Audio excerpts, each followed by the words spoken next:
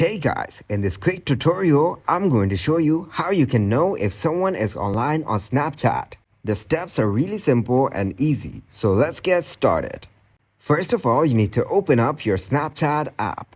And once you're here, you need to go to Chats.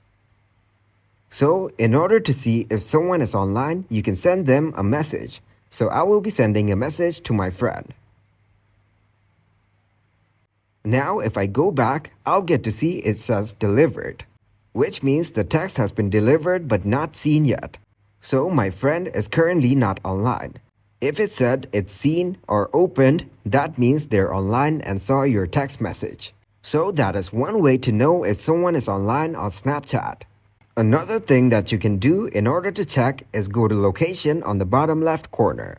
Here, if your friend has this option enabled, you will get to see when they were last online. But this only works if they have their location enabled. So these are some ways you can know if someone is online on Snapchat.